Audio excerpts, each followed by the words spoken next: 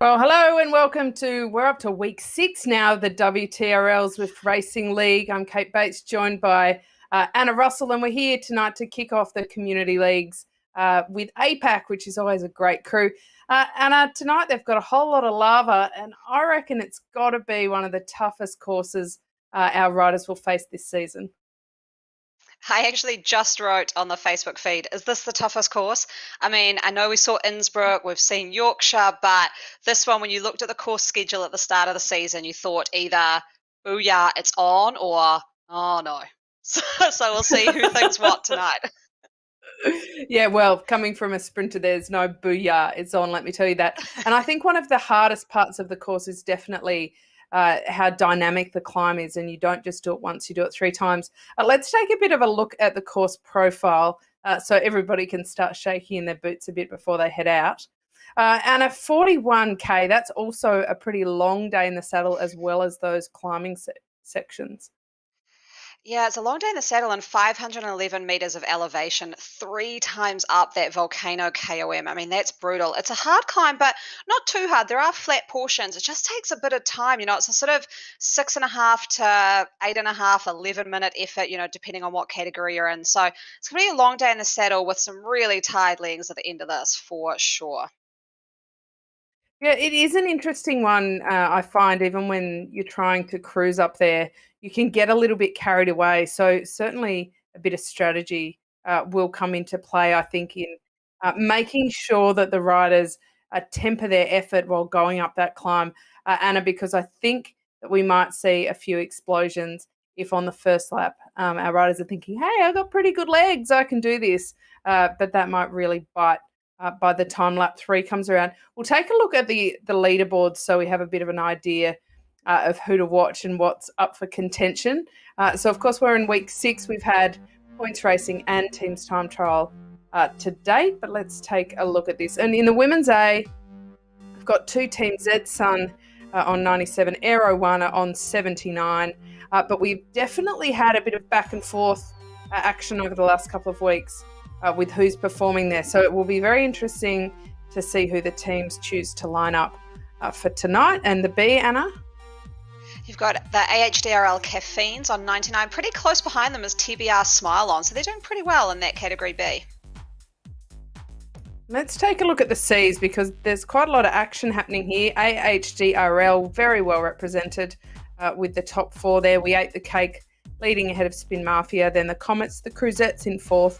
Cycling Mums Australia, the Queen Bees are in 5th, Rave C in number 6th, and the Herd of Bilbies sitting in 7th there. That's a pretty tight competition, especially for those middle places there.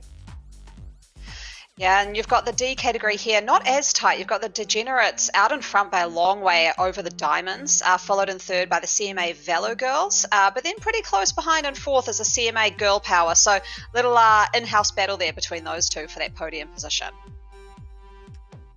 So let's take a look at the men. Oh, we've had some fun commentating these fellas the last couple of weeks. DPAC Elite, they are leading, but there's only 1 point in it to Beast Mode Crew. What tight racing we can expect again there tonight. It'll be pretty exciting. Evo Savages have thrown a cat amongst the pigeons a few times. They're on 85 points, as are Team ZWC Blast on 83. Cryogen Super Banieres on 5th. World Elite Zwifters number 2 in 6th, Smooth as Sun in 7th, WMZ All Stars, Sickly Stefanelli, and then the WTRL Pioneers rounding out that top 10. And in the Bs, we've got the Evo Barbarians with a 96-point lead over 94 points. So it's pretty close in the top 3 there, with Dirty Sprockets in 2nd, AHDR Blowflies in 3rd, TV Gungna in 4th, 5th Cryogen Etnas, 6th Vision APAC, 7th the WMZ Bumbles, 8th ZHQ Ravens, close behind 9th Velo Club Mellow Sable presented by Cycling Tips, and 10th Z Sundries. All right, let's take a look at the C's. A pretty tight race at the top here with the AHDR Chances 3 points ahead on 99 points from Cryogen LT'd. So we can expect those pair to go back and forth tonight. Sportive and Beer Rollers They're one of our favourite jerseys with the beer in the back. They're in third on 79 points. TT1 Carbos in fourth. AHDR Chargers rounding out fifth. The Big Ring 46 Tooth in sixth. The Choppers in seventh. Valhalla Laventon in eighth. Evo Flux in ninth. And Charlie rounding out that top 10. And in the DCAT, AHDR Diesels in first, WMZ Dodgers 1 point behind in second, the Cryogen Mount Hothams in third, and then Delta in fourth for the Ds. Alrighty, well, we've got a couple of tight races happening there, Anna. It's not just all about what's going on in the A's, but certainly the men's A's. I have a feeling there'll be a lot of action there between Deepak, your boy Sam Lindsay, and of course Beast Mode Crew have been getting better week by week. This is a pretty tough course. It's going to be pretty intimidating. I mean, do you think the riders who did really well at Innsbruck After Party are coming in here pretty confident, or do you think it's a different style of rider? I just think it's a different style. I think Innsbruck, you had the riders who were just targeting the sprint points and then ones that could hold pretty much a really good FTP effort. That was a sort of 20 to 25 minute climb. This climb is, like I said, 6.5 minutes, 7 minutes. So it is kind of a different rider, and it's more of that race of attrition because you go up it 3 times. It's just going to be pretty brutal. I think as well the power-ups are going to play a big role, just when to drop them. There's a really steep kick at the end of that climb, and if you can get a little bit a gap, there's a flat portion at the top, you could stay away. So it's going to be exciting to see the strategies teams have. That could make the difference, especially in that men's A category. Well, and the 3 power-ups we have tonight, the Ghost, if it's called the Ghost, the Feather, and the Aero Helmet. So all a little bit different as well. The Aero Helmet maybe not so handy up the climb. The Ghost may be very good for some attacks, and certainly the Feather, everybody wants to drop a little bit of body weight going up any climb. So I think if people get that, they'll be pretty pleased with that one.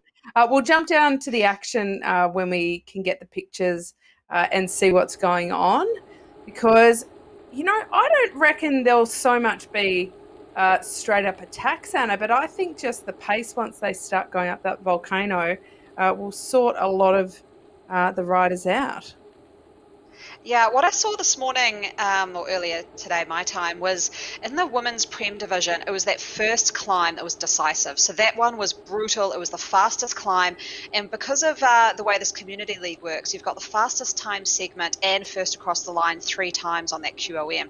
So this first climb is really important because this is when you're going to set the fastest time segment as well. Now, I kind of worked it out. If you had teammates who go first, second, third up this first climb, you can get 72 points straight off the bat with first across the line and fastest time segment. So, yeah, there we go. It's really, really important, this first climb. Totally decisive. Well, I think anybody who has a bit of sprinter legs in them, it's that moment where you think you've just got to hang on, and if the pace is right for you, you might be able to hang on with a wheel.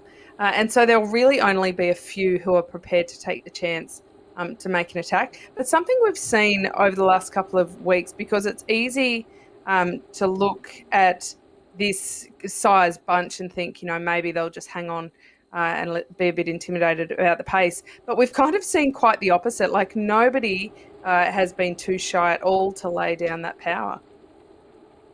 No, exactly. And looking through here, I think they're going to be coming through under a banner where they may get their first power up of this race. So this is going to be where their discords go a bit nuts, because they're all going to be saying to each other, what power up have you got? What have you got? Anyone who's got a feather, it would be best to be using it at the end of the climb when it kicks up to about that 10% grade and make a break. But invisibility, that turns you invisible for 10 seconds. So it'll be interesting for our commentary job here, Kate, because it's sometimes tricky to see who's played that until you see them appear up the road, or have they had a dropout. So it's always a little bit confusing to know what's happened. But that is actually, we can just see one dropping one there. So we can see them. So that's good to know. We see a little ghost above their head, but their competitors cannot see them. So that's a great power up. I can't wait to see how some people use it. I don't know if that was the best time to use it there, but I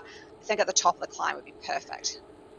Well, that's a curious quirk, isn't it? Because if their competitors can't see it, but they're watching the stream, albeit, a Oh, slight yeah. time lag, that could throw in a little bit of a spanner in the works there of the old invisibility cloak. I've seen a few happen that I've been very confused. I've said, "Oh, looks like they've had a power up. Hold on, where are they?" Like it can be actually one of those cool kind of Harry Potter invisibility cloak kind of quirks about it. But it is definitely a good one to use if you want to attack. That is the time where I would absolutely throw that one out there. Um, Yeah. because it could make a big difference. And it's interesting, isn't it, this time, Anna, that this season round, they don't have every power up available in every race. And that makes it kind of interesting too, because I think some people get very used to the way they might utilize specific power ups. They kind of become creature of habit. So I like that they're mixing it up a little bit. Yeah, and I think that invisibility when you're heading into that final sprint, it's a really tricky sprint. And if you can get away and have no one see you, I think that could be a huge benefit to play your hand right there.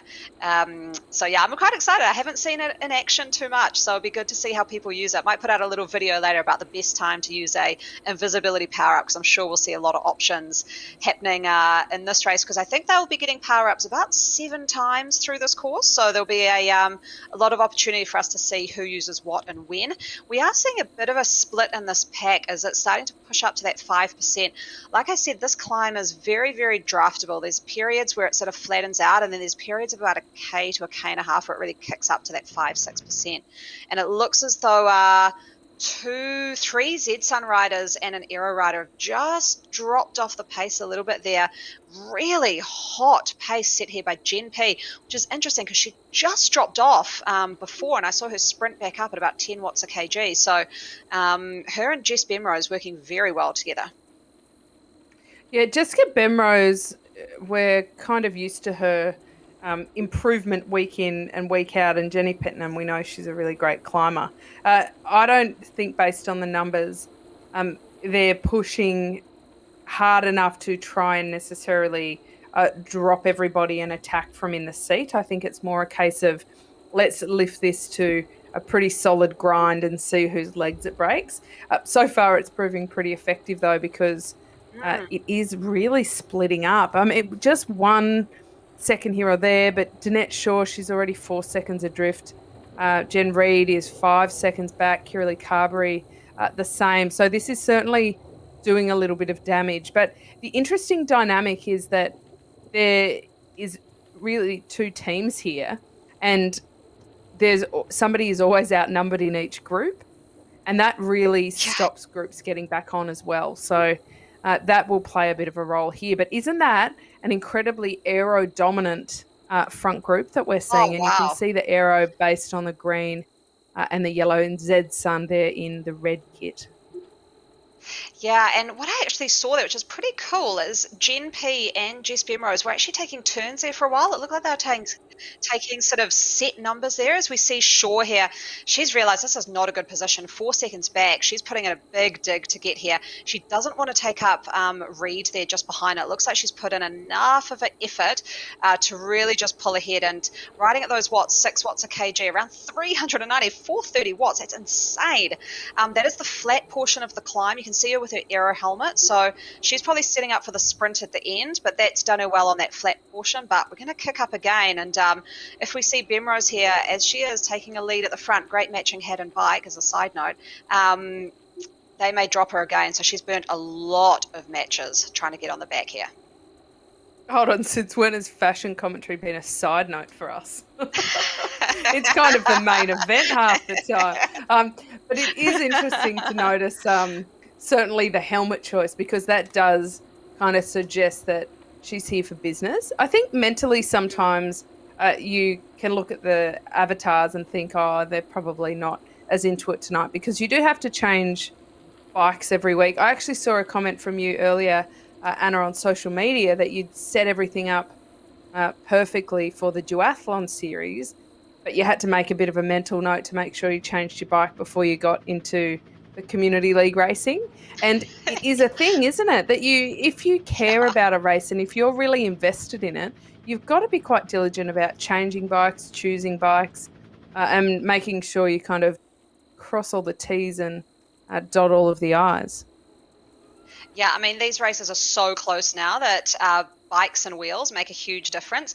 I mean, I can't imagine how hot that must be with a full aero helmet, though, on a volcano. I know riding in an aero helmet around Kona was horrible, and your head felt like it was going to explode at some point. So, yeah, that little avatar is going to be sweating like crazy under that. But she's she's done pretty well here to stay on. I'm very impressed that she's been able to latch on to this aero team. I don't know, maybe she just had a lapse of judgment, Danette, and kind of dropped off the back and then thought, what am I doing? I need to get back up here. But yeah, she's not struggling like I thought she might. Oh, and there we go. We've got Jen P, who has dropped that ghost power up. No one else can see her there. We can see her. No one else can. And she's putting in huge orange numbers there. Perfect drop of this. I'm loving it. And she's just reappeared and she's up the road. Oh, what a sight for those behind. That's very exciting. That was very well timed and slightly offensive to the other riders because that gap opened up really quickly. And it's totally a WTF moment, isn't it? When they're like, hey, where's she? Oh, damn it. And she's all the way up the road. That's a 9-second gap. That is a really solid gap. Wow. She's a really good climber. And this kind of course would really suit her because she will recover very well between climbs. So when she goes over the top of this, she will be able to take some big solid breaths and really be ready to go. Whereas some of the other riders, especially what we would call sprint inclined riders, that they can kind of hold on and climb to a degree, but they do struggle to get back on. In that aero shot, the helicopter shot, Anna, we couldn't even see the chasers. So this has now opened up. It's telling us up to 18 seconds. I mean, it's pretty early, but this could be the move, and you called it. That this first lap could really be decisive. Yeah. I think she is just going for these fastest time segments, fastest across line points. I wouldn't be surprised if she sits up and then just chills out and waits for her crew and tries to do that again in lap number 2. What I'm loving, though, is this teamwork from Aero because you see she's pushing about 5.77 watts. You had Butterworth behind, only pushing about 4.3. And what she was doing, they were getting those behind the Aero riders stuck on her draft, so no one could really attack so well over the top of her. We saw that play out in the Innsbruck course with Lindsay and one of his other riders just put in a little block move, I would call it, and they haven't been able to catch up. So awesome tactics here from Aero. Absolutely love it. That was top class. 1, 2, 3 over the top there for Aero. Danette Shaw coming over in 4th. For Zed Sun, she is our first. Melissa Denman, the other Zed Sun rider we were watching there, wasn't too far behind. We've just jumped over to take a look at the Bees, and they are also in pieces going up here. We're looking at Lucy Esdale here from TBR Smile On, and she's riding at a pretty solid pace. She's leading Lam Kong. We know her as a pretty good sprinter, but not a bad climber. She's already 8 seconds adrift, another 8 seconds back to cross, and a small group forming there of 3. But this doesn't... We just talked about how in the A's, perhaps, Jenny Petnan was going for that KOM time but wouldn't keep it going. This looks like a bit of a different story because when you've got 1, then 1, and then a big gap until 3, that makes it quite hard to chase back, actually. Yeah, it does. Kind of panning out a little bit differently in this one. You do have the TBR Smile on Lucy with a big lead, and then the Caffeine's chasing behind. Everyone seems highly motivated on this first climb to get that fastest time segment because they know everyone will have tired legs for the rest of the race and it won't happen again. So I'm liking this really aggressive riding from both the A and B women's categories. I'm seeing a few questions coming in through YouTube around the Ghost power-up. Not many people have seen it in game. So what you're seeing on our screen is not what you will see if you're racing. So when when you're racing, you just won't see anything. The person will just disappear. It's like they've had a dropout. So the tips I'm giving is keep a really good idea on who is around you. So you'll be able to see bikes, just keep an idea. And then when someone disappears, I would say put in an effort. So put in a good 10-second effort, and chances are when they reappear, you'll sort of be around them again. If not in front of them, you might surprise them. But you're really going to have to keep a close eye on who's around you. Well, and you also, with regards to the ghost, you're spot on. You've got to keep an eye out for everyone around you. I think you kind of have to assume if you can't see somebody all of a sudden, that they're using the ghost. Where normally, definitely before the ghost existed, we would have said that if somebody disappears, you assume it's a power drop.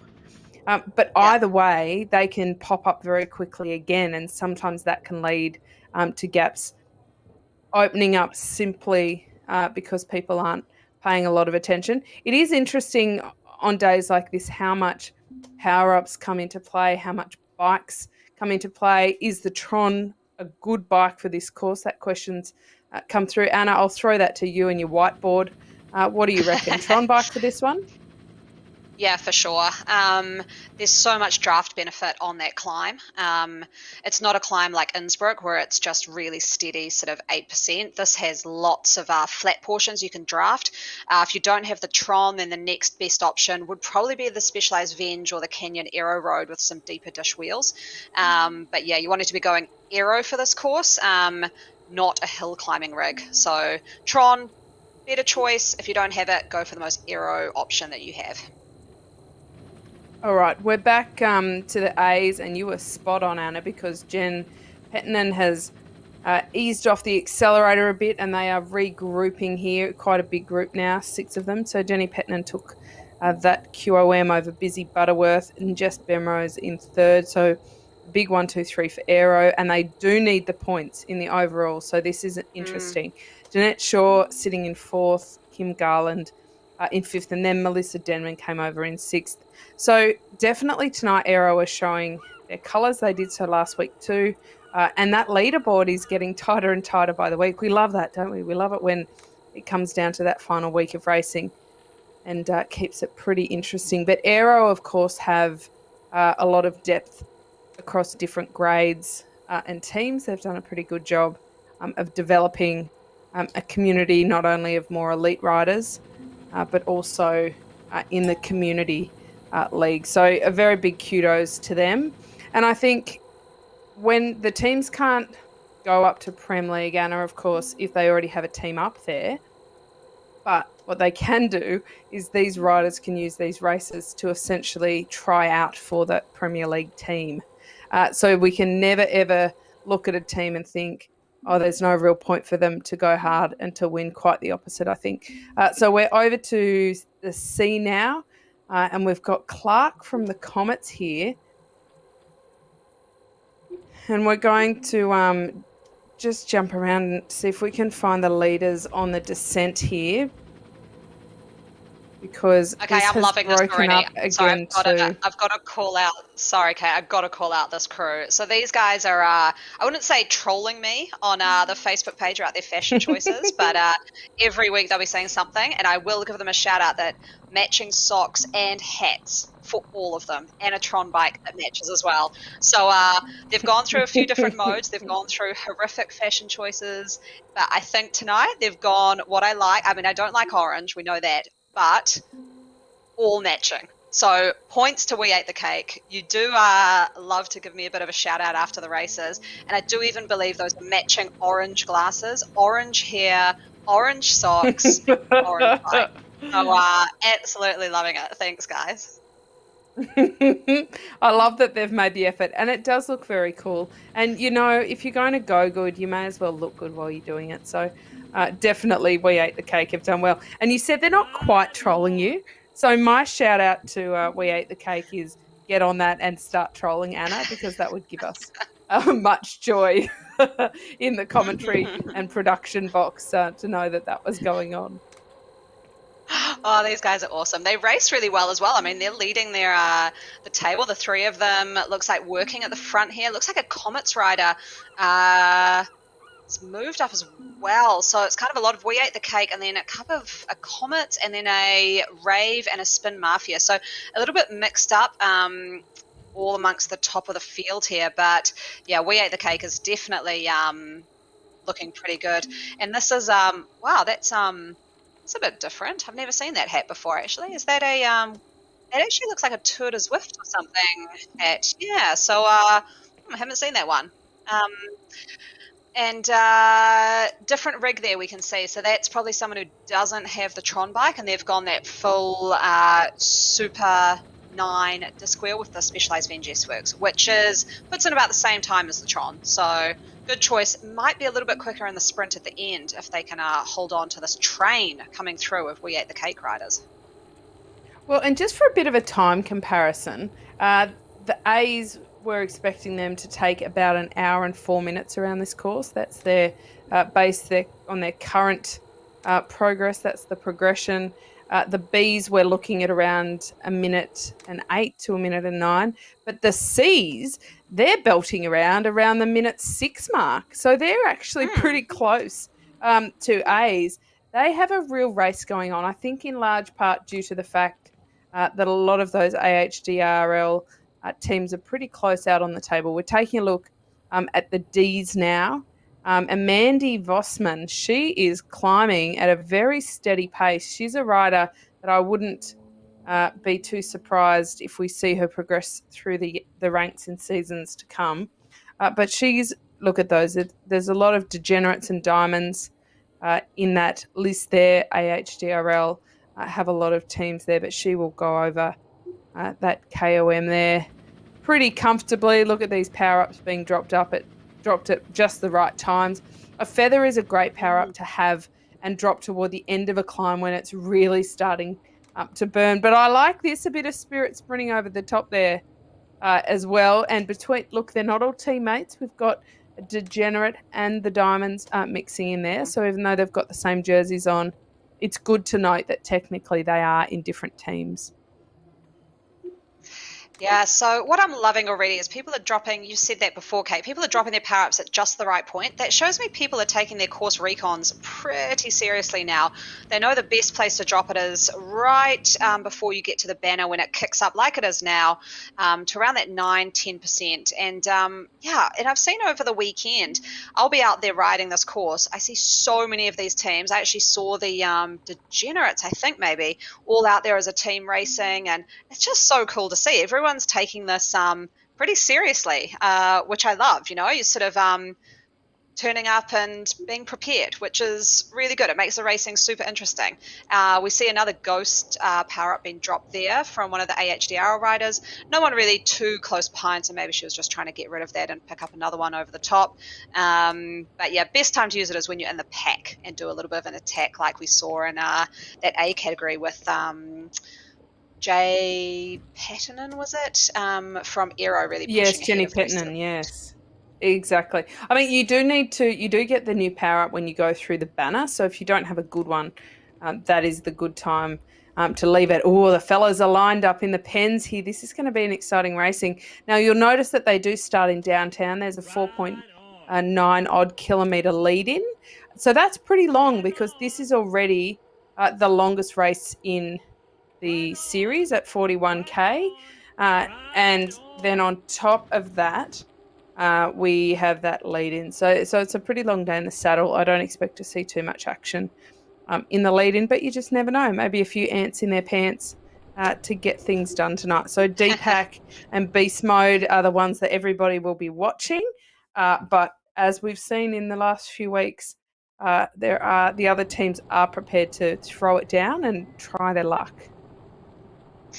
Yeah, we don't often actually in Zwift World see a start now, so this is quite cool to actually see a start and how many people have already dropped off the back with this hot pace. So this is a tricky start as well. It kind of goes downhill a little bit here through the archway, and then it pulls up to around 3%. It's a really easy place for people to get caught off guard.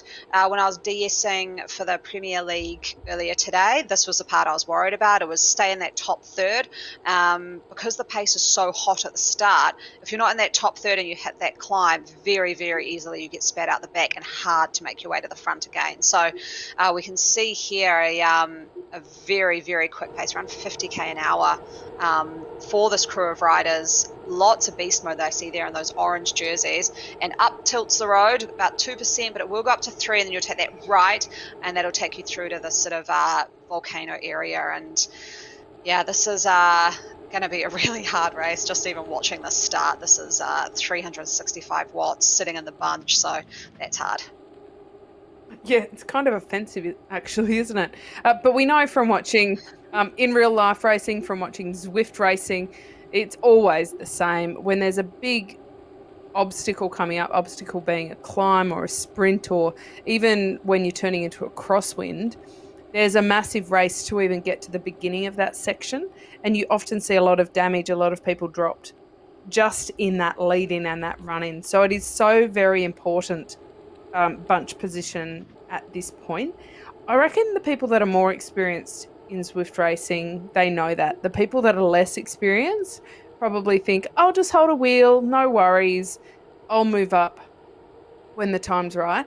But it's too hard to move up when people even sitting in the bunch are putting out over 300 watts just to be there. So you can imagine then, Anna, that the riders at the back, short of sprinting and going into that orange zone just to move up, they don't have a very good shot. So it is all about positioning at this point.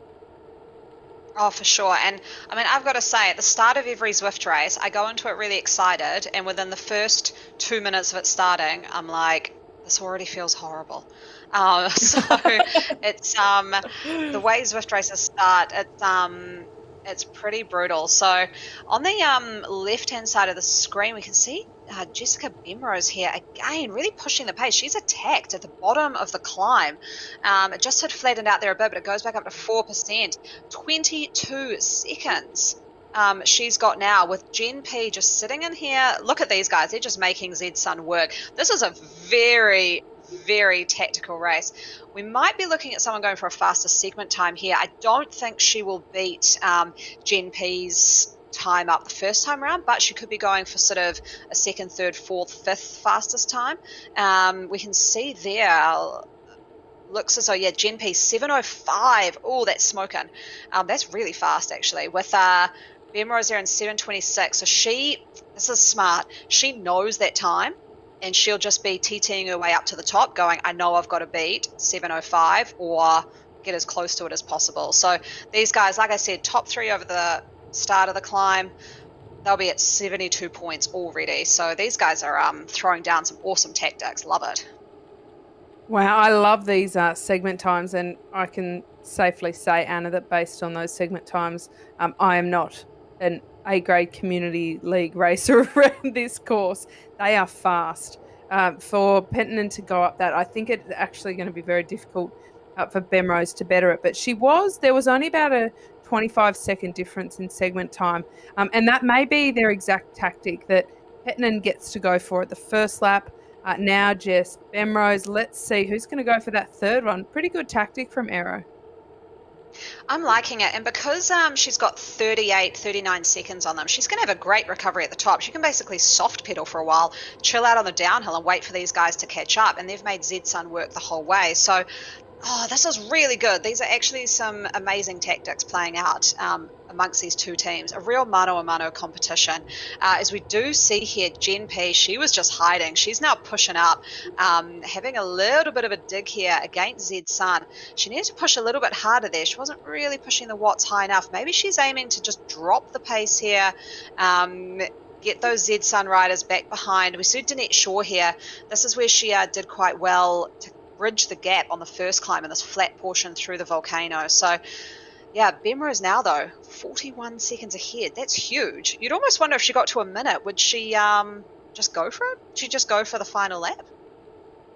Yeah, I mean, I think they will have definitely had a strategy before this, but you have to be agile about what that is when you get out there. If she's got a minute gap, why wouldn't she, given the strength of numbers that they have, and what happened on the last lap? There is no reason that I can see why they wouldn't say, "Well, just go for it now," especially because this chase is being fairly handicapped by the fact that Zed Sun are having to rely on the aero riders to chase. And why would they? They have no impetus to do that. Now, saying that, you may look on screen and think, well, Jenny Pettinan, she's chasing. But Anna, there's a very big difference between chasing versus setting just a constant pace that nobody can attack over the top of. Yeah, I'm loving this. They've got everyone stuck behind her. And like you said, she's not pushing super hard. I mean, she's pushing 3.7 watts. You saw Jess Bemrose, she's pushing 4.5. So they're just making sure those watts a kg are lower than what their lead is going at. And she's still extending that lead, 45 seconds now. I mean, that's going to, I think if she gets to a minute, she may just run with it and try and go for the overall. Well, I mean, I think that's a pretty good tactic, actually. I reckon it'll be interesting to see those segment times and where Jenny Pettinan and Bemrose ended up overall on that. So the fellas are about to start the climb over on the right of screen while Bemrose pushes ahead. Nicholas Ranker from Beast Mode, we're watching him. Now, they've been a very interesting team over the first 5 weeks, Anna, because even though they haven't necessarily won the races, they're still only 1 point behind DPAC overall because they've been very consistent in getting their riders up there and earning intermediate points, and definitely in animating the races and having a lot of them left there at the finish. So I think they could similarly be pretty interesting tonight, but I also reckon that they're pretty hungry for a win because based on how strong they are, they kind of do deserve to get that win. So maybe tonight is the night. Yeah, I mean, unfortunately, I could eat my words. But unfortunately, go think on, say something controversial so we can replay it. I just think this is DPAC's course. I just think this is DPAC's course. The thing I've seen with Beast Mode is it all looks like they're relatively new Zwifters. Like you can see not many of them are on the Tron bikes.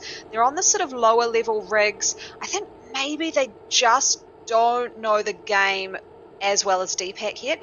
In this kind of a course, you do need to know the game. So, yeah, shots fired against Beast Mode there. And it's not because they're wearing orange. Fighting words, Anna. Oh, no. I do just think that DPAC's got it today.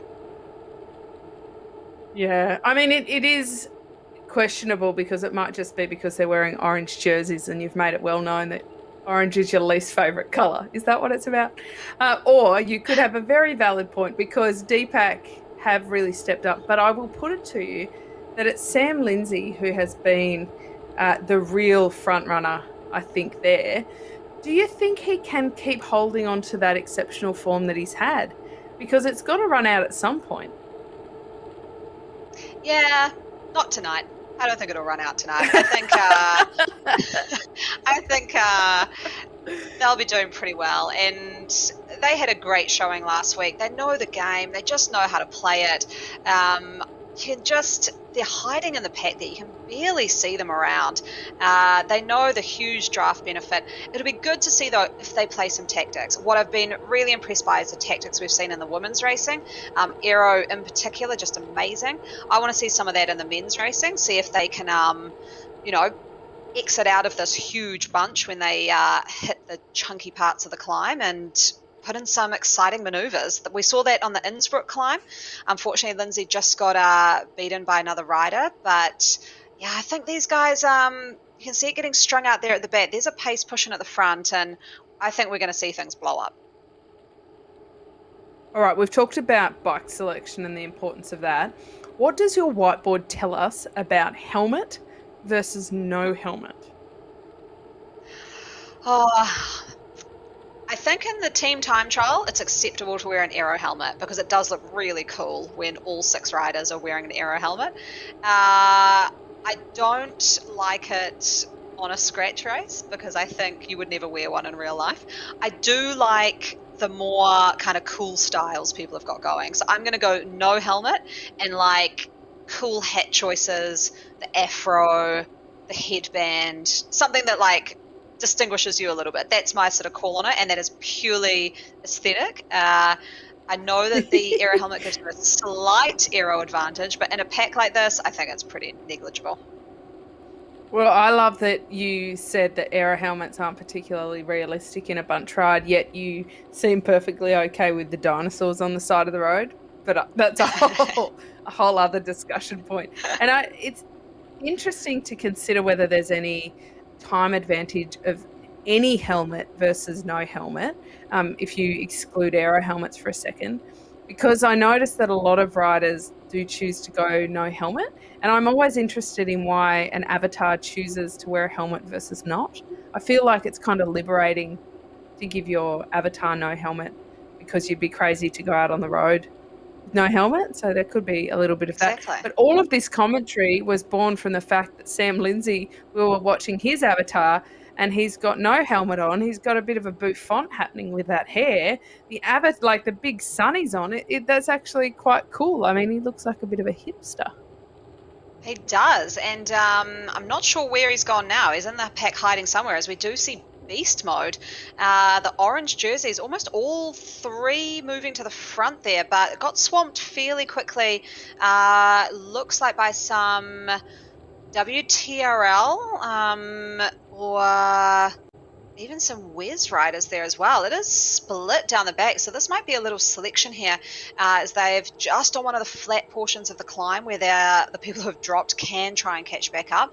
But there is a definite orange jersey out the front pushing the pace.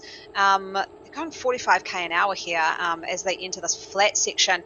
This is where you can really get some recovery, take some deep breaths, get that heart rate down, and I think we'll start to see some attacks as they exit this part of the volcano and it really kicks up again.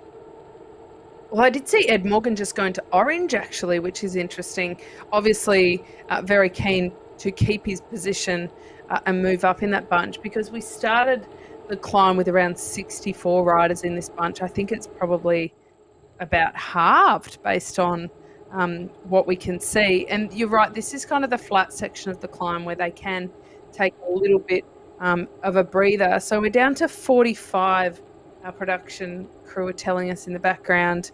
That's a pretty significant change there. They've lost a third just on those bottom slopes before it really got serious. And bearing in mind, this is the first lap. So what's going to happen on that second and third, if with no real attacks, only a pace increase, and look, we're seeing a few more riders get spat out the back here, riders are just dropping off and unable to hold on. This might be an even tougher course than we thought, and we thought it was pretty tough.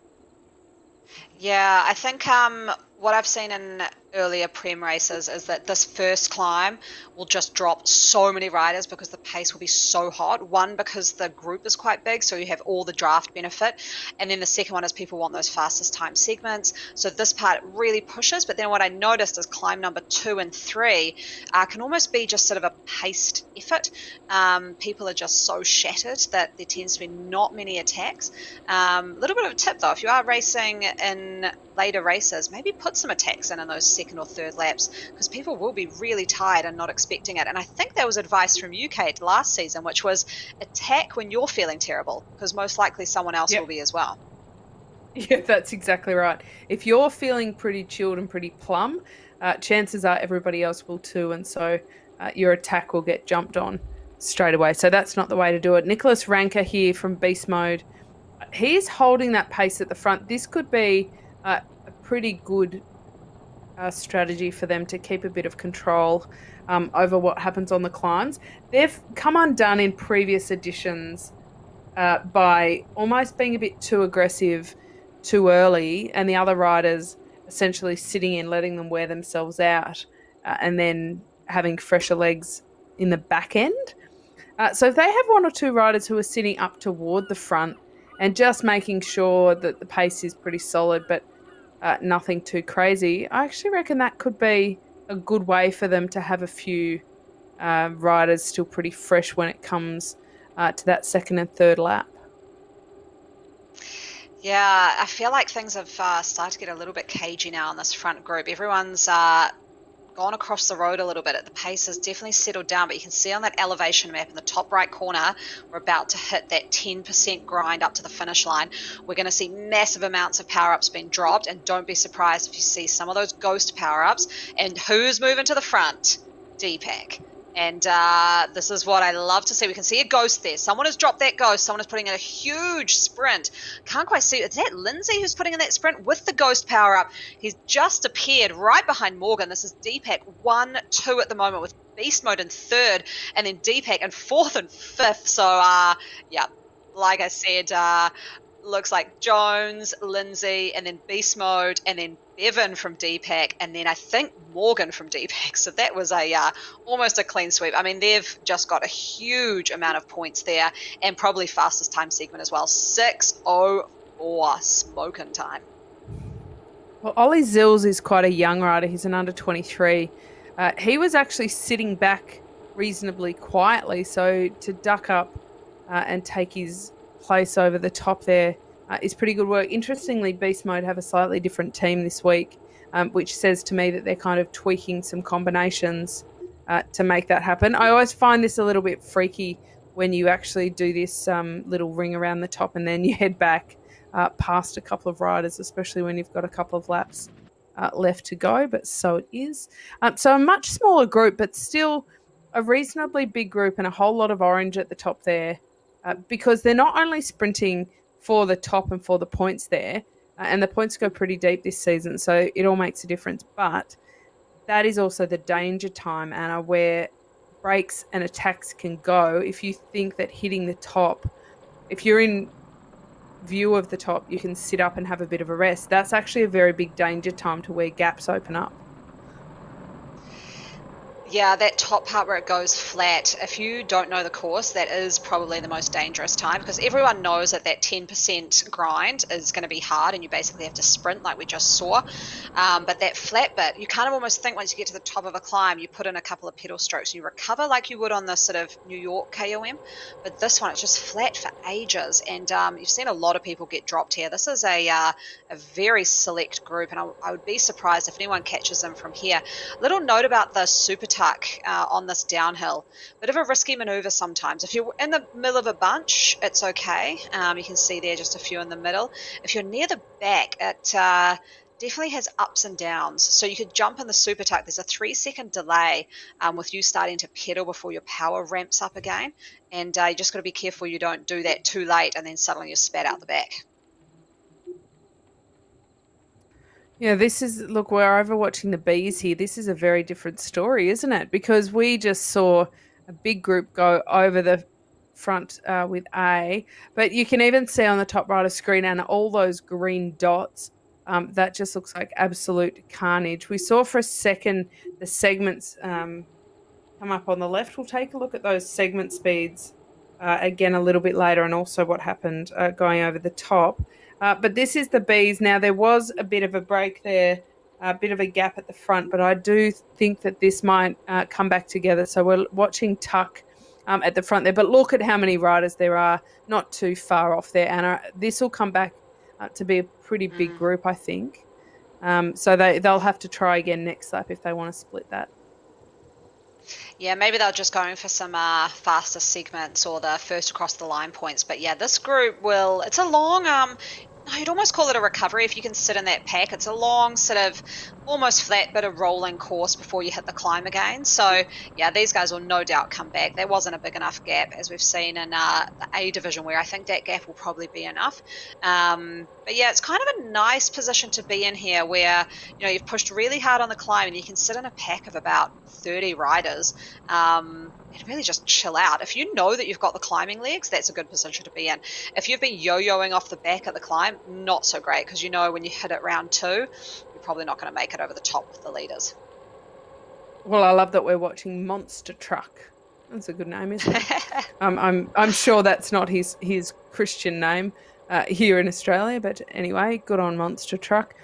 When they hit that power tuck, it is it's important to note, Anna, that they do hit some fairly shallow sections which will throw them out of that super tuck. If they're just getting back on and they don't take notice of that and actually sit up and start pedaling, that can actually serve as quite a handicap, can't it? It can really slow them down. Yeah, it's the course that I've seen it happen a lot is actually the Yorkshire course, where you have some huge downhills that then suddenly straight away hit an uphill. So at least here, instead of hitting an up, it sort of hits a flat. So if you really got caught out, you could just sprint back on if you had any legs remaining. But yeah, it's if you know your Zwift game and you know when you need to start pedaling and you're keeping a really good eye on that elevation map in the top right corner, you should be all right. But if you're sort of drifting away and staring out at the scenery, you might look up and see that everyone's gone off into the distance. But these guys, it looks like they're about to catch that group in front. They haven't quite made the catch yet. It's taking a little bit of time. They just want to be careful they do make that before it flattens off again. I've seen teams get really close before, like 2 seconds, and then kind of ease up, and then suddenly it's blown back out to 10 seconds and they've lost it. So these guys need to be a little bit careful that that doesn't happen here. Well, they're only 15K in, so it's 41K of racing tonight, so a pretty long day in the saddle. They've gone once around that KOM climb. It is 3.7 kilometres worth of climbing. It says it's a 3% average if you just look it up, but that's a little bit misleading. Let's take a little look at the course profile for a second, because I think that paints a very interesting picture to remind us what they've got out on course. See, now, isn't that terribly intimidating, Anna? We've got those 3 massive KOMs that we've talked about.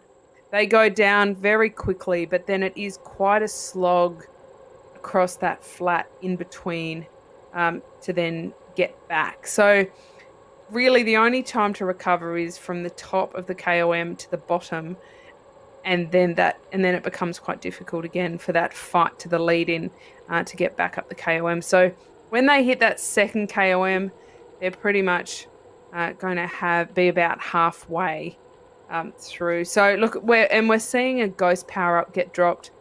Again, I think that is just trying to use those power ups in the hope of getting better, more appropriate ones next time around. Yeah, I think it is. That was definitely not the time to be dropping a ghost parrot. I've seen a couple of times people doing that, and they're sort of getting rid of it. I guess they want the feather, but I don't know. I'm loving the ghost. I love seeing how it's been used already. So don't be afraid of the ghost, people. I know it's new and it's a bit different, but don't get rid of it. I think it'll be a great one. I think it's perfect. I think it's great for the sprint in this course, because this sprint is it goes up to a climb that's sort of about 5%, a real kicker. Then you take a little left, it kind of drags, and then you take another left, harder left, and then a right, and it goes up to about 3%. Really hard sprint. And so I think could be a good one for a ghost. I mean, obviously, feather and arrow, they're the tried and true, feel safe. But I don't know. I'm liking people using the ghost strategically tonight. We are seeing this group making the catch, so I was a bit worried there for a while they weren't going to make it, but I saw a couple of riders really bridge that gap. They obviously got a little bit panicked, and it pulled up the rest of the field. So everyone back together now, and people can just chill out in the bunch and really relax. And this is that bit of the course I just mentioned before. I think it's the bit leading into the volcano. I just can't see from this angle. Goes into the volcano to start the each lap, so it just says they're going. Yeah, so this is actually where they also will finish the race, so it's a good one to keep an eye on. Left and then a right, and this looks like it could actually be a female racer in here, so part of the mixed division. So extremely good. Level 24 Zwifter on that canyon. I'm doing really well here. So yeah, leading out the boys in this B category. Good to see. Unreal to see Amy Simmons up there. This is not now the men's category, this is men's and mixed.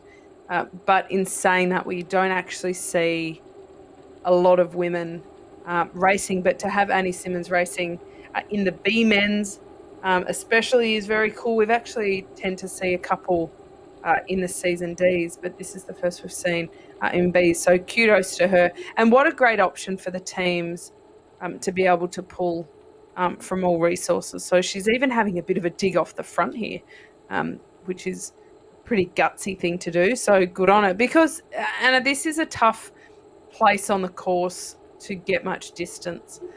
It's definitely one of the easier sections for a chasing peloton to get momentum and catch her back, and they do absorb her back into the pack there. But if she could get a ghost and she could time that attack on the climb, I think she could be quite dangerous. Yeah, I mean, I'm not sure why she was pushing off the front just in that portion there. Maybe just saying, like, this is what I've got. My legs feel great. Come and catch me if you can. So we'll see how she goes on the next climb. But very impressed by her riding. I'm just trying to find some more stats about her. As we do see Jess Bemrose on the left-hand side. So she's done what I thought she might have. She obviously had a big enough lead over the second time. Last time we were here, she was 45 seconds ahead, second time up the QOM. Now a minute 20. So she's obviously just gone, I'm here, boom, booyah, as I said at the start. I love hill climbing. Here I am. I'm just going to take this out. And look at that, a minute 20. That is phenomenal. Yeah, that is some seriously good climbing. I want to know what her segment time was up there as opposed to Jenny Pettinen the first time. So let's take a look at that because that is interesting. Oh, look at that. All right. So Pettinen keeps that lead. Yeah. Isn't that interesting? And doesn't that just highlight that it is Draft. the strategy is not just go as fast as you can? Exactly. It's very much more about the timing and how you do it. So exceptional climbing by Jen Pettinen there, but exceptional just riding and timing from Jess Bemrose to be 20 seconds adrift of Pettinen in terms of pure speed up this QOM. But a minute and 24 seconds she's now put into Denman, Shaw and Pettinen, who are chasing Kim Garland, Busy Butterworth, Meredith Clark are there as well. So it's a fairly big group behind, but Aero won't be doing any work to chase there. So poor Mel Denman, she's in a little bit of strife with Danette Shaw having to do a little bit more of the work there with 4 Aero riders surrounding them. And we can see the Z Sun riders, of course, in the very distinctive red shorts. But they have a very hard day ahead of them because nobody is going to help them chase. So at this stage, they just need to do what they can to try and conserve that second and maybe jump across if they think they can, but they're certainly running out of time. 41 kilometres in total out there today. They're 35 kilometres through that. But more crucially, Anna, they don't have too far to go on this final climb. Yeah, I mean, look at those points. I mean, Aero just absolutely killing it tonight with those awesome tactics we saw on that first climb. First, second, third, Danette sort of rocked the boat a bit there with 4th, but then back to 5th with Kim Garland. So these guys have mopped up a huge amount of the points on offer from those segment times. So amazing job. And I mean, this is a position you love being in, right? This is almost like an Annemiek van Vleuten world champs a couple of years ago position, or even Van der Breggen last year, where you've got a huge lead, right? There must be a point where you go, oh, this is awesome. Like I can actually sort of almost take a victory lap here. I mean, Jess must just go to the bottom of this climb and think, yeah, I could basically cruise at 2 watts per kg and take this out. Yeah, it's an interesting thing, I think, Anna, to consider. What are they out there to achieve? Are they just trying to cross the line first? Are they going to make it as hard a day in the saddle as they possibly can to keep improving? What exactly is the purpose here? Because Jess Bemrose could definitely sit up, still win by quite a lot, but not push all the way to the end. But I reckon that she will probably not take the foot off the pedal, the accelerator pedal, until she crosses that line. Now we've got the men's A on the right of screen here. So they're going on to the second climb. Now we'll take a look at the points to get a bit of an idea of what happened over that first climb. A bit of a reminder, but Deepak certainly in a good spot. Ed Morgan there sitting on 10 points. He took the win over the top ahead of Ollie Zilser and Sam Lindsay. Hashimoto, there's an interesting one in 4th. Okay. He's been consistent, hasn't he? We know he's got a really good kick on him, but he's proven his timing and strategy is pretty brutal as well. I think he's surprised a few people over the weeks just by coming out of not nowhere, but just by sitting in, looking after himself and then still being there and being quite dangerous in the finish. Yeah, Hashimoto, I didn't realize he was in fourth. I thought that a Deepak rider had got in there, but obviously I got the kits a bit confused. So, yeah, awesome to see there. I'm loving Hashimoto's style. He's pretty aggressive, even though his team, isn't in that battling out for the top position. He's riding pretty well, maybe hoping to get picked up and a bit of recruitment going on. But looks like Pat O'Connell here from WTRL, just pushing pace a little bit. It's flattened out a bit. That massive group behind will end up catching up. But what do you think's in store for round number 2? I mean, probably not another fastest segment as they did in the first lap, but there will be points for first across the line. Is it going to be a Deepak sort of clean sweep, or will Beast Mode sort of mix things up a little? Oh, I mean, I'd be interested again if we can get those split times through. That'll be interesting to look at the fastest segment times because, of course, it's not only about the sprint. So take a look at that. Morgan, 6:04.3, 6:04.3 for Zilsa as well. So they're both, and that kind of goes to show how they climbed it. It is how they finished over the top. But that isn't always the case for somebody who's moved up. Ed Morgan, interestingly, we commented, Anna, on the fact that when they had that slightly flat section on climb 1, he actually went into the orange to move up positions, which is, hold on. We've got an invisibility cloak here with Strachan. A bit of a gap opened up, not a huge one though. He didn't really get the gap that I think he was intending, but that will definitely cause some reaction in the bunch. And look at all of these power-ups that are being dropped. There's Lindsay, their aero power-up, smashing this climb with his teammate, B. Jones, right on his tail with the feather. He'll probably come around and beat Lindsay actually here. But look at that. Jones first, Lindsay second, looked like Bevan third. Clean sweep, Deepak. Beast Mode coming in fourth. So I don't think I'm going to eat my words tonight. I think Deepak knows how to race this course, and they are putting on quite the show. You're almost sounding a little bit cocky over there, Madam Russell. I think that you could be right. Look, they've done a pretty good job, but what if? Now, just a what if, because, you always need a dissenting voice to keep it interesting. What if Beast Mode are just biding their time because in earlier weeks they've gone too early almost every time? What if they're just sitting back and letting Deepak do their bidding and we might see them come to the fore in the back end? I would say that would be a terrible strategy.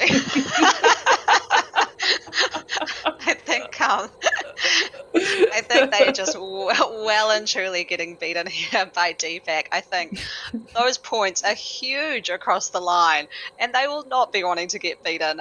Look at that, first, second, third. And what do we know about James Bevan? He can sprint. He's still up with this front group over these climbs. If he can stay up there over the third climb, come into that last sprint, then he's going to be able to take out this race. I think pretty. I wouldn't say easily, but even 1, 2, 3, 4 Deepak. 5th Beast Mode, and then not another Beast Mode until TM down in 8th. I mean, if that's a strategy, well, let's have a look. Oh, and updated points here as well with Sam Lindsay, 18 points, Morgan, 17, Hashimoto doing well, 16 points, another Deepak with Ben Jones and 13 points. So, yeah, this is quite a masterclass. I'm liking the Deepak strategy over the Beast Mode one, okay? But you keep trusting in them. Yeah, no, look, I hate to say it, Anna, but I think you're probably right on this one. We'll just see how it plays out toward the end. Bevan, I'm excited by how well he's climbing. Do you remember how well he climbed in Innsbruck over the leg breaker? Some of the power numbers he was putting out were making our eyes boggle out of our heads. So to see him still there in quite a small group, consider the way that they're climbing is definitely to look after. It's not to stop-start, because stop-start can really hurt sprinters' legs a lot more than if they just keep it a reasonably consistent speed. So I'm curious as to whether that's part of their strategy to keep as many numbers as they can there without keeping the bunch too big. It's a bit of a fine line, isn't it? You don't want to keep the pace consistent enough that there ends up being 70 riders, but equally you don't want to break it up so much that you end up getting a bit outnumbered. Can you see that comment on screen? Sure. You're not kidding anybody with your extra letter there, Samuel. We know exactly what you're saying. I've got to agree with that sentiment, I might say as well. But quite funny that he's chosen to put that up publicly. It's sort of like playing your hand, right? It's in real life you can look around and see someone just puffing and going, "This sucks," but to have someone write it on screen, they're really showing their hand a little bit. But they'll start a bit of banter. I mean, people are probably really hurting, and it looks like we will just cross over to Bemrose for a finish. I've actually just realised I'm friends with Bemrose on Facebook, Jessica Bemrose. I forgot she guest rode for our Saris the Pros Closet team over lockdown earlier in the year. So I have actually been on Discord with her and talked with her. 4 kids she has, and was trying to convince me to have a few more. I said it was great with 4 kids. So she's obviously doing extremely well with that number of kids to get on her bike and train and be able to put in a performance like this. So still riding at 4 watts a kg. Very impressive, Jessica. Very, very impressive.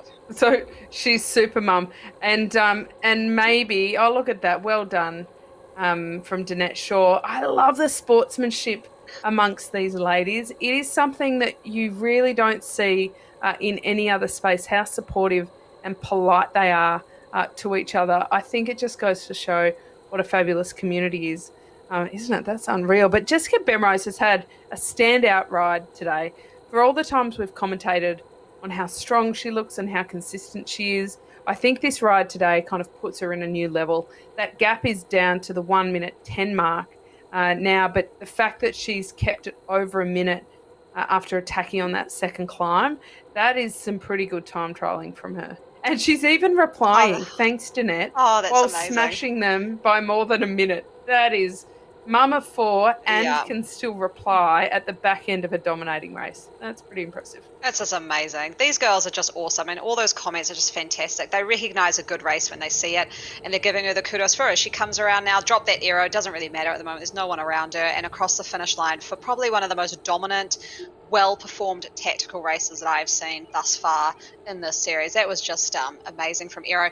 And I do wonder, because there is an Aero female team in the Prem division, I do wonder if Jess is just putting in a bit of a, hey, this is how good I can ride in the community division. You guys pick me up for the Prem. So she could be just putting in a bit of a trial run, which I know some of the Prem teams do. Our team definitely does that, which is have a community league to sort of have people race and pick up their racecraft and show us what they've got, and they might get picked up by the Prem. So there are definitely a few teams doing that, and I would be surprised if Aero wasn't one of them. Yeah, I agree. Aero's actually got a very polished Prem League team, and they've got some of Australia's, especially in APAC based team, an Aussie outfit. You can probably gives it away, their kit actually, the green and gold, but they've got some of our top domestic racers racing for them, including Emily Watts, who won the under-23 road race at the National Championships, the IRL racing, that is, National Championships last weekend. So they've pulled together a very good squad here.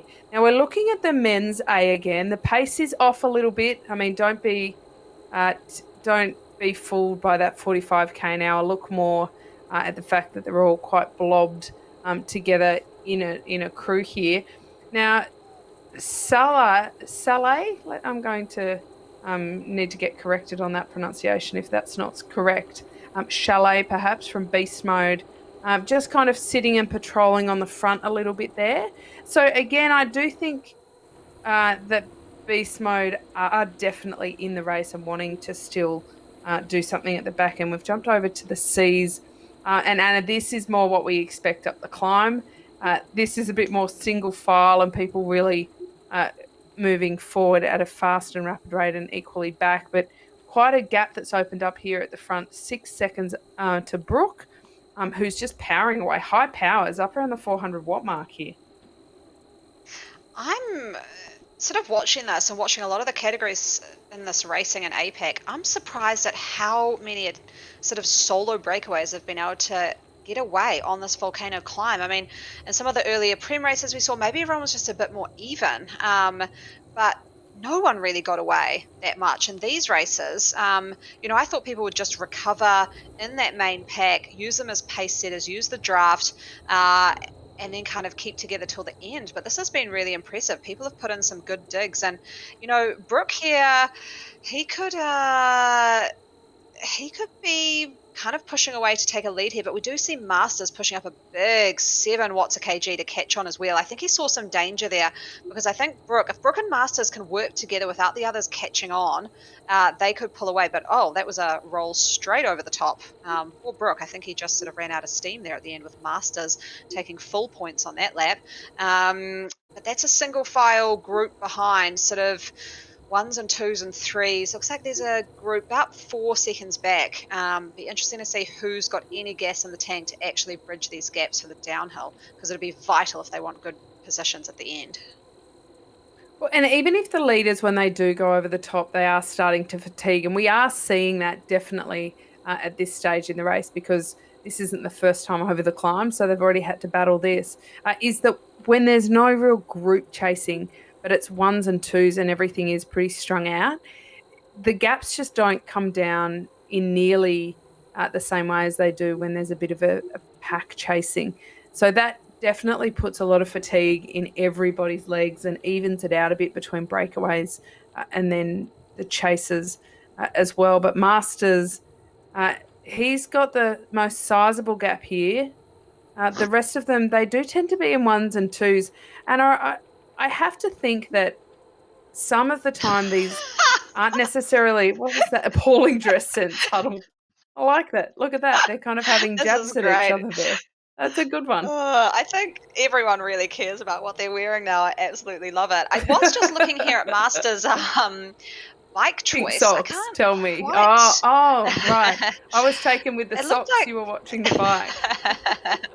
I was watching the bike. I just think, probably wasn't the best bike for the course, and he might just get caught on the downhill because of that choice. Looked like he was on a really specific climbing rig, which would be slow on the downhill.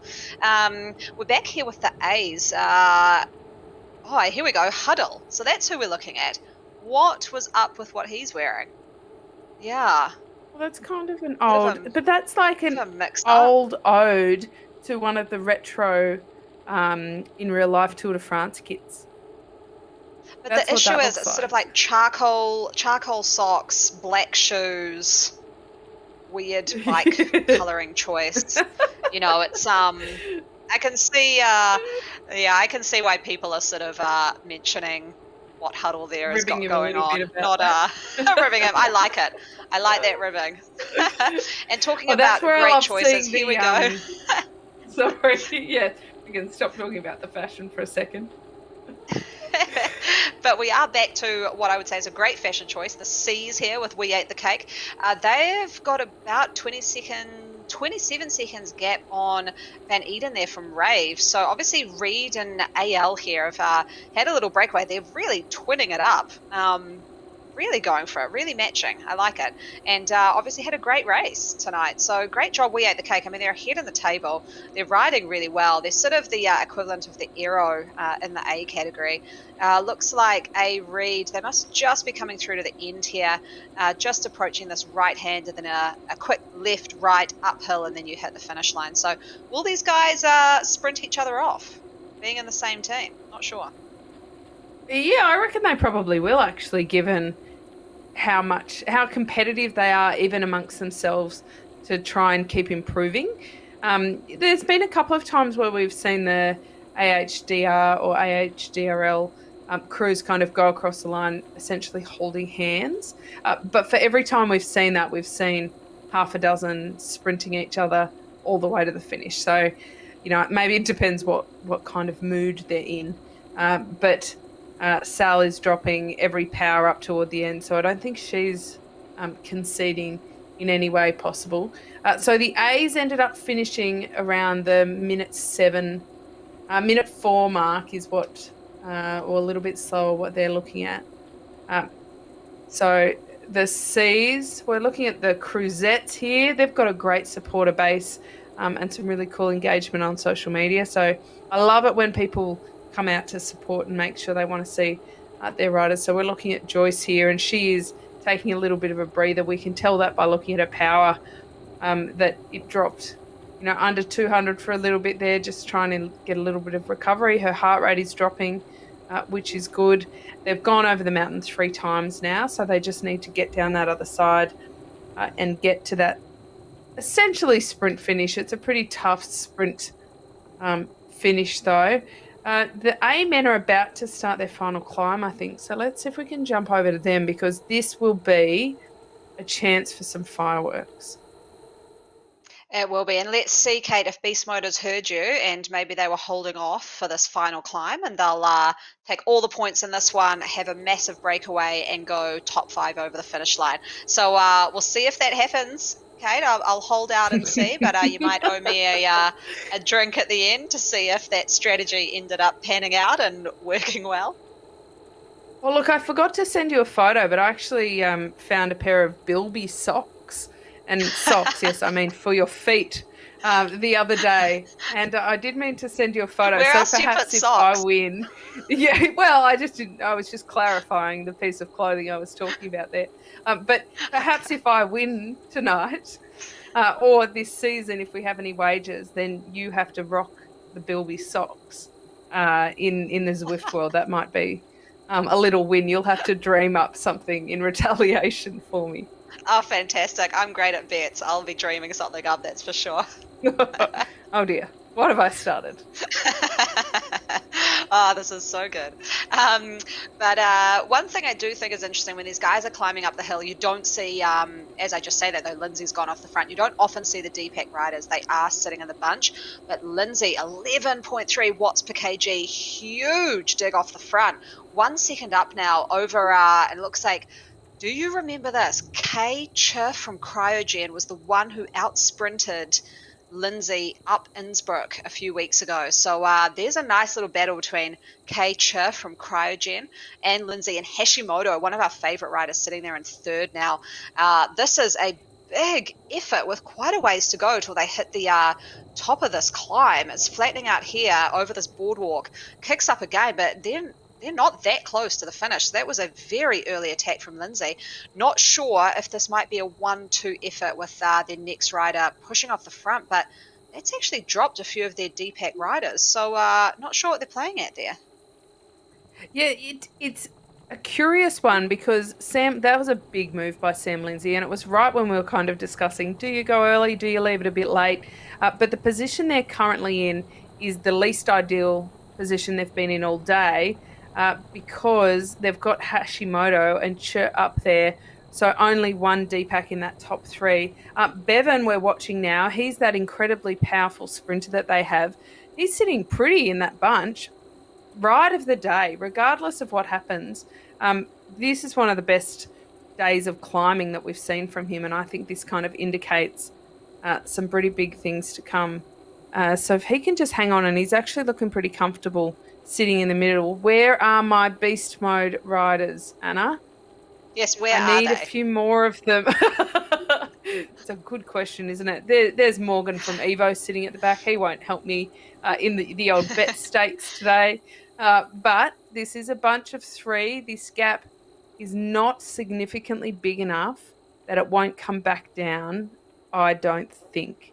This is actually dangerous for DPAC, because O'Connell has now jumped across from the Pioneers. Lindsay's outnumbered, as is DPAC. He's attacking again, dropping the power up, which is a good move to get those intermediate points over the top. But he is not in good company amongst those 4, and DPAC will want to shut this down. Bevan, he has responded, and he is coming across as well. This will be better if Bevan can get there. That was amazing from Lindsay. I thought for a while they had been dropped off the pack, but he was obviously just up there sort of biding his time for that sprint, as we're seeing a big sprint there from Bevan. Massive sprint. Not sure why he was doing that. It was a little bit of a bridge move there from Bevan. So maybe this is Lindsay's definitely eased up. He's just looking for Kay Che to get off the front, and they'll all just go down as one big pack. But is that a Lindsay 1-2-3 up that KOM? I feel like it might be. That was pretty phenomenal. So great times there by DPAC, and we do, looks like, still have 4 beast mode riders and maybe the full suite of DPAC, with, unfortunately for everyone around, Bevan there, who we know is an extremely good sprinter and very impressed. He's stayed up 3 times up this climb, so maybe he's been putting a bit of climbing work, because I know in Innsbruck he did drop off the pace just a bit. Really was just there for the sprinting. So very impressive work from Bevan tonight. Well, we do have 4 from Beast Mode. Zilsa, he's been pretty strong all day. Hats is up there as well. Chalet, he is sitting pretty comfortably in there. So they've still got 4. They're in the orange jerseys. They're pretty easy to see there. But Deepak, well, their jersey, what do you reckon about this, Anna? I reckon their jerseys are pretty understated in that black and white. I think especially on a dark course like the Volcano, they're not particularly obvious in the pack. I know, but they're all on those bright yellow trons, right? And they've kind of got that So they white kind bit of at the give back. it away with that. I just can't say anything bad about them, Kate. Like they're just great strategy, That's true, yes. winners. That's true. What was I even thinking? I do just want to say that K-Cha, his name is Ken, I've just been told. So there we go. We don't have to say K-Cha. It is Kenn. So, and apparently a beast. So will be good to see Kenny go up against it at the finish. They go down this downhill and then everyone will get a bit sort of tetchy there, riding a bit cagey, and that sprint sequence is going to be super interesting with that little sort of 5%er leading into the Volcano and then all those twists and turns. It's all about timing. I'm very happy to call him Ken the Beast, if that's what we shall moving forward. Sam Lindsay, a little bit of a look at those segment points because they're interesting. Sam Lindsay, Deepak 28. Hashimoto, hasn't he been consistent today on 25? But Ed Morgan, Ben Jones, James Bevan, Deepak. So they are certainly on top today. Ollie Zilsa and Christoph Team, they are representing Beast Mode.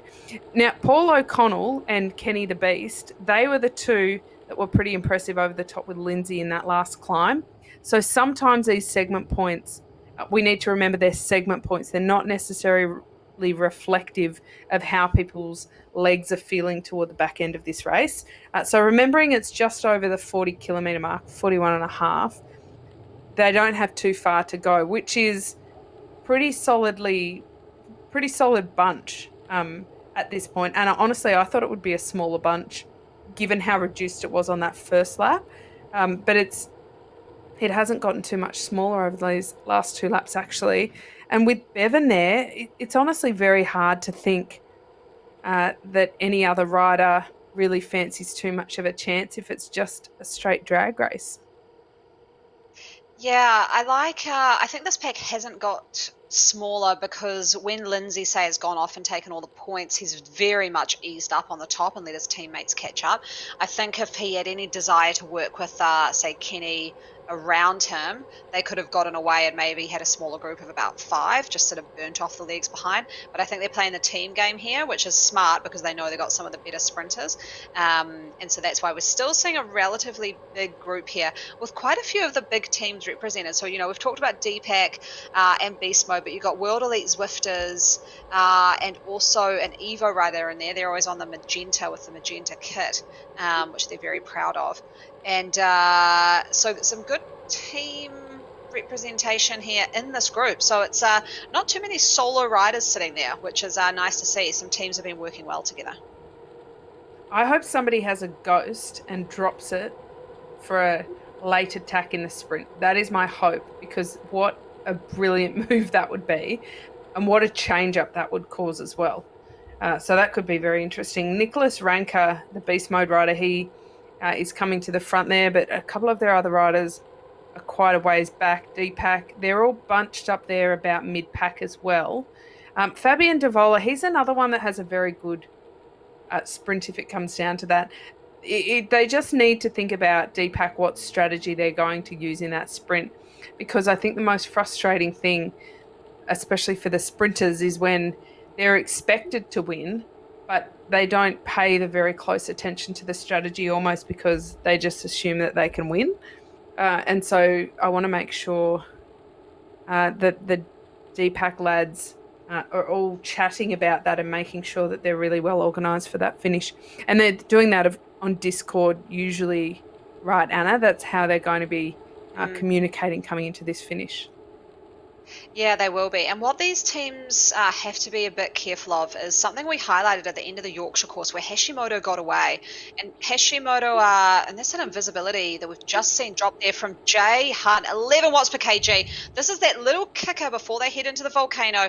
Obviously, Hunt doesn't have much of a sprint, so he's trying to go early. I don't think it's ever a strategy that really works on this volcano one. I think it's always good to go just after the sort of left-hand corner, but he's got a little bit of a gap there. 2 seconds. We've got a WTRL rider catching up, but Bevan moving to the front from that DPAC Elite squad. But this might have been just what I was saying. A rider, like we saw Hashimoto and Yorkshire push ahead and everyone look at each other. But we see Morgan here. Awesome job of that invisibility. Perfect. Absolutely love it. Looks like he's getting pretty close to finish. It kicks up to 4%. Just appeared. Looks like he'll just be passed potentially by a teammate there with Jones and Bevan. Look at that. Huge numbers from Bevan. And those are a lot of yellow bikes across the finish line. It almost looked like Bevan left it a little bit too late there, but that was really good use of the power-ups there and the ghosting to make that finish pretty interesting. Hashimoto, where did he finish up? Because he's a replay. We're watching Morgan just attack and take that early move there, but they reel him in just in enough time and keep that pace pretty high. Look at those power-ups being dropped left, right, and centre. Jones, he gets it on the line by the looks. Bevan, just over the top. We actually thought he might win really convincingly, Anna, but that ended up being tight. But maybe that was the strategy that Jones go. Bevan is the last one to go over the top there. Pretty well executed by DPAC. And I really want to see where...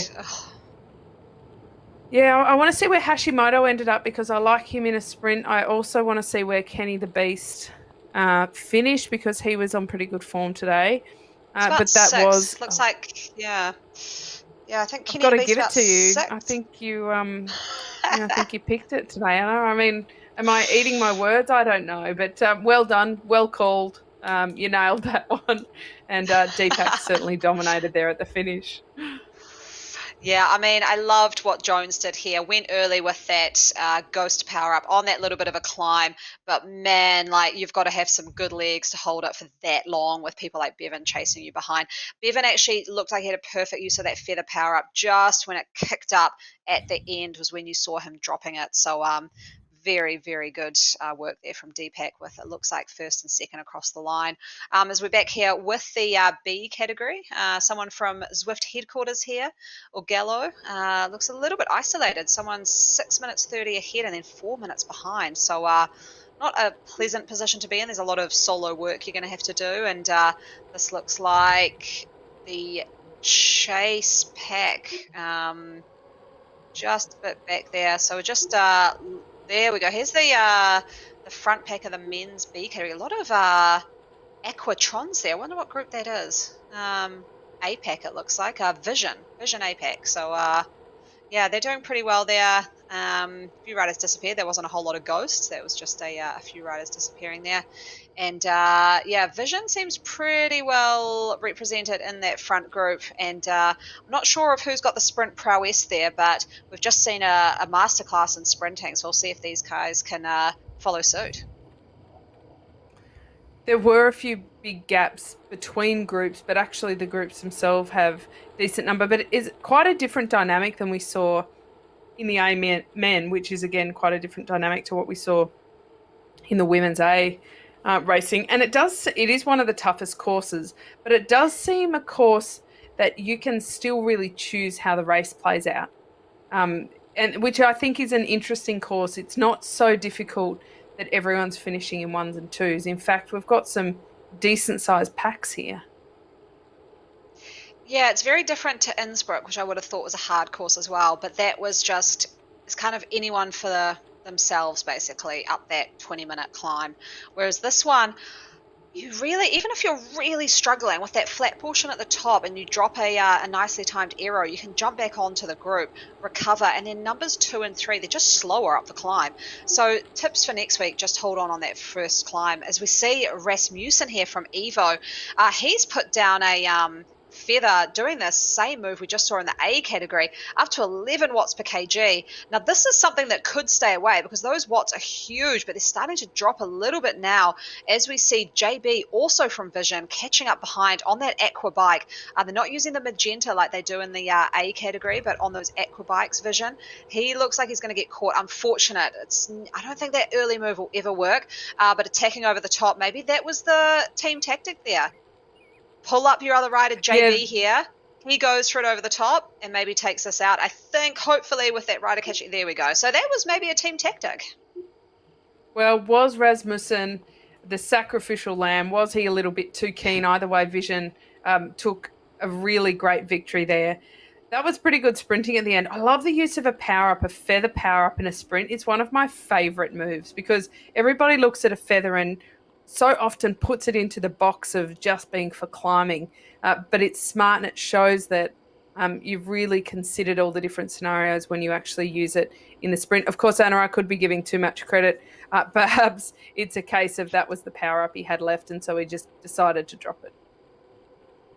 Yeah, I mean, it does end on a 3% grade, so it's always a good one still on that sprint. So I think you're right, Kate. I think it's a good one. And it actually, since you've said that to me, I have tried it, and it is a good power up in a sprint because you do get a little kick straight off the mark. So I do like it. Not being a sprinter myself, it is a nice one to get a little advantage of everyone.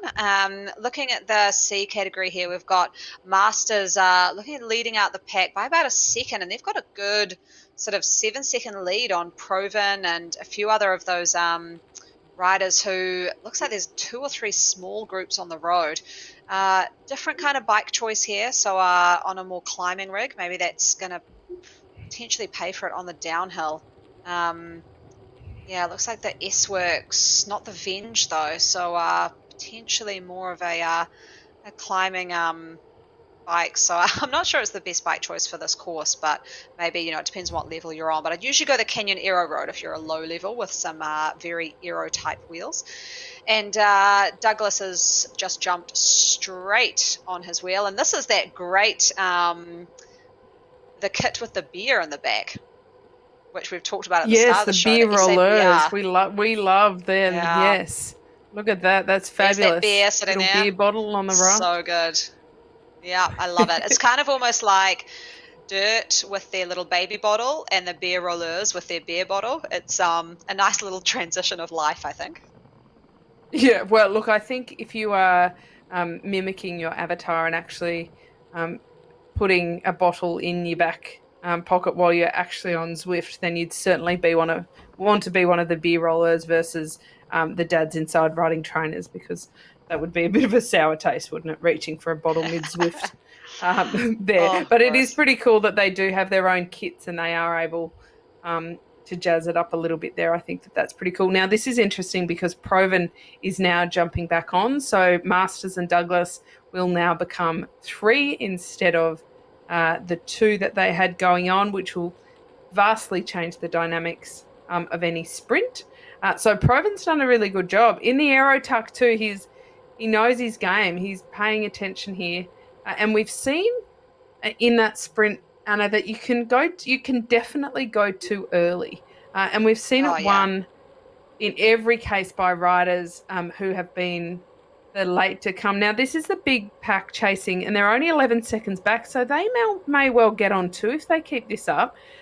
Isn't that a bit of a different dynamic for that sprint finish if it goes from 2 to 3 to what would be about 13? So this is interesting. They're chasing pretty hard and they're moving very quick. Yeah, this pack will move a lot faster than those few in the front, so I wouldn't be surprised if they do get caught up. And there's probably some sprinters in here. I would look at the ones in the yellow and black because they're really just sort of chilling at the back waiting to get pulled up. They may be good sprinters who just think, oh, this is great. Beast Mode already commenting on the feed saying, good race, Deepak, we'll see you next week. So, Yeah, this is one of the better battles in the competition. Next week, Richmond finishing with a Libby Hill after party. So quite a different course. Could actually suit the likes of Beast Mode with that sort of 1.5 minute full power effort. So we'll have to see what happens next week. But yeah, back with C category here. I think they will make the catch. So good job, this chasing pack. They didn't give up. And they've probably pulled up some sprinters who'll be licking their chops with anticipation for a couple more kilometres, and they'll be hitting those big numbers. I wonder if that's what the choppers are named after. Licking their chops with anticipation. I like that one. It does show that it is not over until it is over, and it is absolutely worth chasing over the top and keeping the pressure on the descent, because often catching a small bunch on a descent is quite a different flavor of race than when they are just simply attacking over the top. And it's a lot more about the power to weight. In fact, a lot of the riders who would struggle over the climb might really find their feet if they do push that pace down the other side. I do think they will regroup here. So very different scenario to what we saw a kilometre and a half ago, where we thought that Masters and Douglas were riding away. Dan Proven, he jumped across, joined them, but now that big group will rejoin them just in a second. I wonder if we will have anybody take a bit of a flyer past, because that would be a bit of a savvy move. But they will be carrying a bit of fatigue, having just chased back on. Yeah, I think that would work if they were a bit closer to the bottom. They do have this little downhill bit here, so yeah, I do like that fly move. I think it's a really sort of courageous one when you've caught up. Starting to rain here around the volcano, which is not going to be great for their sprinting at the end. It's going to be a bit dangerous, but I wonder if we'll see a little bit of a a flyer move off the front, which we've seen in that B category before, which I said at the time it was a mistake, but when I saw his teammate coming up, what happened, and I have actually covered this before, this sort of fakey surprise attack. A teammate goes off the front, and go D Proven. Great to see some fans out there, but someone goes off the front and fakes out someone else in the bunch to go chase it down, and then on jumps a teammate onto that chasing wheel, and that pulls them right up and they sprint over top. So it's not a good move if you know your team, like all the other teams, really well, because you can kind of anticipate that it's a fakey move.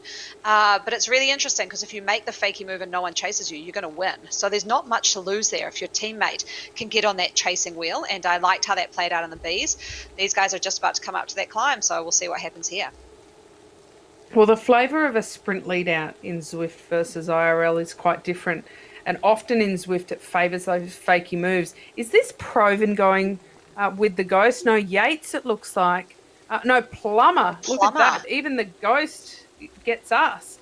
That was a good move by Plummer. He didn't get that massive gap, but Masters has actually capitalised on that, jumped across. I don't think he will be able to keep this break going, because Douglas is pushing very fast from the back. And sadly for Plummer, he now has no power-ups left. But here's another move by Dalton. With the Ghost, this is opening up the gap. This is serious. Yeah, this is good. That was a great use of the Ghost there. It's a short burst, though, isn't it, with that Ghost? It's not long. Yeah, 10 seconds, and this aero power-up used here by Douglas from SABR. I think that might be the winning move, because he's so close to finish. Puts in another little orange dig to the line. But we've got a fit. Very close with Vio Lager there with a late push to the line. But that was awesome timing from Douglas. Very good. Took it around that left-hand turn right before the finish. Perfect there. Great, great timing. Well, that was all about the timing again, wasn't it? We saw that in the last couple as well. And Dalton was motoring along. Douglas in the orange behind, but that wasn't quite enough to jump right back on the wheel. And Dalton, he was just hanging on, wasn't he, coming into that finish, because that gap wasn't getting any closer. But Douglas, he was able, look at that, Anna, he was really able to use that slipstream to just flick around him at the end, because for a while there, it looked like he was just not going to bridge that gap.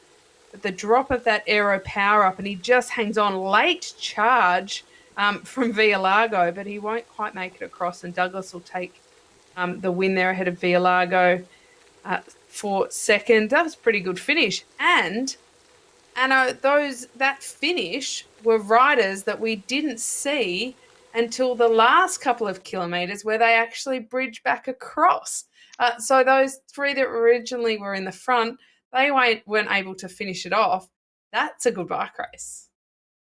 Yeah, that was awesome. So they caught up. Obviously, some people in there had good legs. We saw it at the end. Again, we saw a bit of an early attack that didn't work. So I'd say for anyone racing next week, don't do that move. Even if you're feeling good, I'm not sure it's going to pay off for you unless you're doing as a team tactic. But that's my little handy hint. Don't do the early attack. Well, you're very polite, and I think tonight that you've proven that your advice is very good, as is your race picking. We saw that in the Amen. Let's take a look at any results that we might have through, and of course the rest of the results we can see over at WTRL.racing because it is a long day out on course across the divisions. Jessica Bemrose, what a ride from her. Really showed us stuff there tonight, taking the win ahead of Danette Shaw. Great ride by Danette Shaw as well after being distanced a bit on that first lap. Jenny Pettinan, she will take the best segment time up the climb in third on the day. Busy Butterworth in fourth. Meredith Clark in fifth. Kim Garland. Melissa Denman in seventh. Kiralee Carberry in eighth. Jojo Zulberg in ninth. Jen Reed in 10th. And a very big day for Aero, Anna. Oh, for sure. Definitely most tactically well-executed race that I've seen thus far. Looking at the Bs, Lan Kong, that was great to see. We didn't actually see that finish, but awesome there, taking out the Bs. Tess Waterhouse in second, Lucy Esdale in third, Tanya Cross in fourth, Simone M in fifth, Kimberly Kern-Stokes in sixth, Sally Smoker in seventh, Sarah Stowe-Hellett in eighth, Wendy Gallagher in ninth, and Tessa Muir in 10th. Let's take a look at those Cs. Aoife Reid took the win ahead of Sally Shuttleworth. Jodie Hamilton, a familiar name we love there, sitting in third. Alana Van Eden in fourth. Fran M in fifth. Kaz Turner took sixth. Jen Lewis in seventh. Diane Meek in eighth. Mandy in ninth. And Tamsin Law in 10th. And in the Ds, Karen Hood took it out with Suzanne Lindsay in second, Mandy Westman in third, Steph B in fourth, and York in fifth, Deb Dreesen Diamonds in sixth, Rachel Hart in seventh, Andrea Robinson in eighth, Joanne Reach in ninth, and Anna Burdekin rounding out in 10th. Right, some pretty strong results there from the women. Let's take a look at the men. I'm glad their team names aren't here, Anna, or you'd be mocking me. So to start, we'll just go with their names. James Bevan took the win ahead of Ben Jones, and what a finish that was. Richard Barry sitting back in third, Fabian Devola in fourth, Kenny the Beast Churt in fifth, Ed Morgan in sixth, Sam Lindsay in seventh, Pirapong Landgren in eighth, Nicholas Ranker in ninth, and Colm Sheehan rounding out that top 10. And in the B category, Jay Bester in first, Adam Evans in second, Lee Rasmussen in third, Ryan Sparks in fourth, Richard Spear in fifth, Tristan Harradine in sixth, Peter Mosback in seventh, Simon Tuck in eighth, Michael Curley in ninth, and Trent Burlace in 10th. All right, let's take a look at the Cs. We've got Kay Douglas, who we just saw this sprint. He took the win ahead of Ton Vialago. Jeremy Patch in third. Dave Proven, great ride from him when he jumped across in fourth. Brodie Dalton in fifth. Waratah Masters in sixth. Anthony Plummer in seventh. Jamie Wilson in eighth. Tom Gallagher in ninth. And Steve Yates rounded out that top 10. Anna, we don't have the Ds just yet because it has been a very long day out on course for them. But if you head over to WTRL.racing, anybody can look up any of those results and see how it all rounded out. It was a pretty tough day. And a 41.5K, a whole lot of climbing, a whole lot of lava. I think there'll be some riders who are pretty pleased to have that one behind them. Yeah, but that was exciting. That was way more exciting than I thought it would be. I thought maybe it was just going to turn into a race of attrition where it sort of was like, hold on, and then everyone just sort of lowers the pace and eases into it. But we saw great breakaways. We saw great team tactics, awesome use of the ghost power up. I hope we can use like some different crazy power ups in races to come because it was so good to see how people use that and some epic sprint finishes. So tonight's racing really had it all. It does. Well, so next week they head to Libby Hill after party. The only power ups they've got next week are the aero and the truck. So that's a little bit different again. I say bring back the ghost because I love that one. And then, of course, the next week they're in London for that final team's time trial of the season before we hit playoff time, where teams are battling to then move up to the next division. This is almost, and I'll say almost, a bit of a warm up, I think, for DPAC and Beast Mode, because once they hit those playoffs, then I think it could get quite serious going into potentially Prem League. And for some of the other riders in other teams, Aero is a good example. They do have a team already in Prem League. They won't be moving up, but some of their riders are certainly, I think, trying out for that Prem League team. So, Anna, I mean, you've got this up tomorrow with Cyrus the Pro's Closet. What have we learned tonight that you might take to that?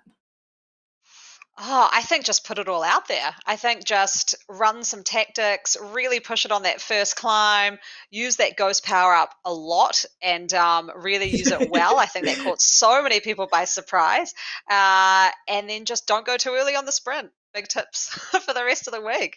And I think, and we said that on the stream we could see it, and so people watching on YouTube can, but there is a little bit of a lag. So by the time you could see it on screen, I think it's probably too late to react to that anyway. So it's definitely pretty cool for the people watching at home, but I don't think it's a game killer. So I love that they did that and they keep them hidden.